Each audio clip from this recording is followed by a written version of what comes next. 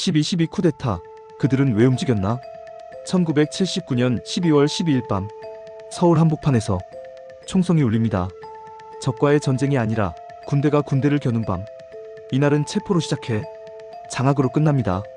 그리고 그 결과는 다음의 한국 사회를 거대한 파도로 밀어붙입니다.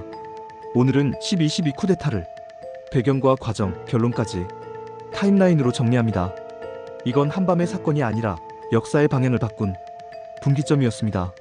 1979년 10월 26일 박정희 대통령이 피살됩니다. 국가는 권력의 중심을 갑자기 잃어버렸습니다. 헌정 절차로 최규하 정부가 출범하지만 전국은 불안정했습니다. 민주화 요구는 커지고 정치권은 방향을 못 잡고 사회는 흔들렸습니다. 특히 이때 군의 영향력은 더 커져 있었습니다. 핵심은 계엄입니다. 비상 상황이라는 이유로 국가 운영의 많은 부분이 군을 통해 움직였습니다. 이런 체제에서는 누가 군의 주도권을 쥐느냐가 정치의 방향을 좌우합니다.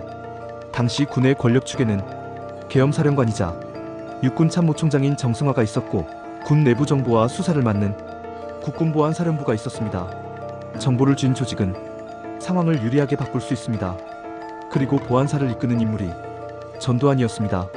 12.6 이후 수사가 시작됩니다. 누가 왜 그 일을 벌였는지, 책임이 어디까지 이어지는지.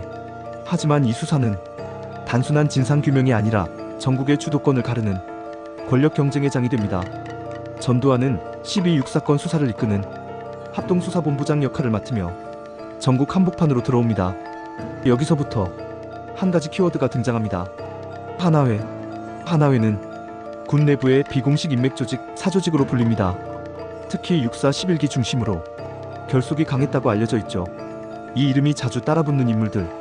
전두환, 노태우, 정호용. 여기서 중요한 건 이름보다 구조입니다. 조직의 힘은 명령서가 아니라 사람 사이에 연결해서 나옵니다. 서로가 어디에 있는지, 누가 어느 부대를 움직일지, 누가 누구를 설득할지. 그 연결이 촘촘할수록 결정은 빨라지고 움직임은 맞춰집니다. 그리고 1979년 겨울 전두환은 단순한 장교가 아니라 정보와 수사의 중심에 있었습니다. 전두환은 보안사령관이었고 동시에 12.6 수사를 맡은 합동수사본부장이었습니다. 수사본부까지 쥔 구조. 보안사는 군 내부의 정보 방첩 그리고 주요 범죄 수사까지 다루는 조직입니다. 이렇게 쌓인 권한은 어느 순간 병력 이동의 명분과 지휘의 현실로 연결됩니다. 그래서 12.12는 한밤의 체포가 아니라 권한과 인맥이 결합된 장악의 시작이 됩니다. 하나회는 군 내부의 비공식 사조직, 일종의 인맥 네트워크였습니다. 그리고 1979년 겨울 하나회 중심의 신군부는 결정적 선택을 준비합니다. 왜 하필 계엄사령관을 체포했는가? 전두환 측은 정승화가 12.6과 관련이 있다는 의혹을 제기합니다. 그리고 조사를 명분으로 정승화를 연행하려 합니다. 하지만 계엄사령관은 군 지휘체계의 최정점에 가까운 자리입니다. 그를 체포한다는 건 단순 수사가 아니라 지휘체계를 통째로 흔드는 행동이 됩니다. 절차가 분명하다면 수사로 볼 여지도 있습니다. 하지만 그날의 움직임은 많은 이들에게 합법적 수사가 아니라 실력으로 밀어붙이는 장악으로 보였습니다. 군 내부는 둘로 갈립니다. 한쪽은 전국 수습을 말하고 다른 쪽은 지휘체계 붕괴를 말합니다. 갈라짐은 곧바로 현실이 됩니다. 왜냐하면 말이 아니라 병력이 움직이기 시작했기 때문입니다. 12월 12일 저녁 정승화 연행이 시도됩니다. 그러자 지휘체계는 반발합니다. 군에서 가장 중요한 건 명령의 계통입니다. 누가 누구에게 명령할 수 있는가? 이 질서가 무너지면 군은 군이 아니게 됩니다. 기존 지휘 라인에 있던 인물들은 이 연행을 불법적인 지휘권 찬탈로 인식하게 됩니다. 여기서부터는 말싸움이 아닙니다. 무력 충돌의 가능성이 열립니다. 전두환 측은 우호적인 지휘관과 병력을 움직입니다. 이때 촘촘한 인맥 라인은 누가 어디로 움직일지를 빠르게 맞추는 데 강점이 됩니다. 서울과 수도권의 요충지로 병력이 배치되기 시작합니다. 이 밤의 승부는 누가 먼저 핵심 시설을 장악하느냐로 갈립니다. 이동 경로도 중요합니다. 병력은 늦게 도착하면 의미가 줄어듭니다. 요충지를 먼저 잡는 쪽이 현실을 만듭니다. 그래서 그 밤은 토론의 밤이 아니라 시간 싸움이 됩니다. 대치가 커지고 일부 지역에서는 실제 총격이 벌어집니다. 군이 군을 향해 총구를 겨누는 상황. 그 자체로 국가의 비상입니다. 시간이 흐르면서 사람들은 깨닫습니다. 이건 단순한 체포가 아니다. 군의 주인이 바뀌는 순간이다. 새벽이 가까워질 무렵 기존 지휘 체계는 결정적인 반격에 실패합니다. 정승화는 연행된 상태가 되고 주요 지휘 라인은 사실상 장악됩니다. 몇 시간 만에 군 내부 권력 지형이 바뀌어버립니다. 12.12 직후 겉으로는 국가가 그대로인 것처럼 보입니다. 대통령이 있고 정부가 있고 제도가 있습니다. 하지만 실질은 달라집니다. 군의 주도권이 바뀌었기 때문입니다. 누가 인사를 쥐고 누가 수사를 지휘하고 누가 계엄 운영을 흔들 수 있는가?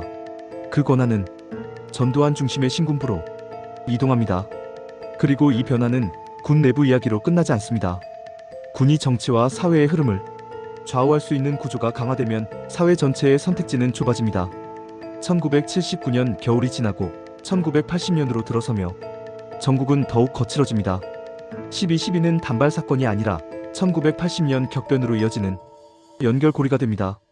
계엄체제의 강화, 정치권 압박, 사회적 충돌, 그리고 그 과정의 비극은 지금까지도 깊은 상처로 남습니다.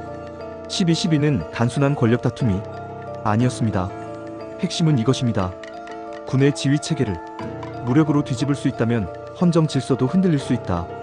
시간이 흐른 뒤 12.12는 군의 정치 개입이 민주주의를 훼손한 사건으로 평가됩니다. 명분이 무엇이었든 남은 것은 권력의 이동이었고 그 과정에서 절차와 질서가 무너진 장면이었습니다. 역사는 누가 옳았나만으로 설명되지 않습니다. 더 중요한 질문은 이 선택이 사회에 어떤 구조를 남겼는가, 사람들의 삶을 어떤 방향으로 밀어붙였는가. 12.12는 그 질문을 가장 극단적으로 보여준 사건 중 하나였습니다.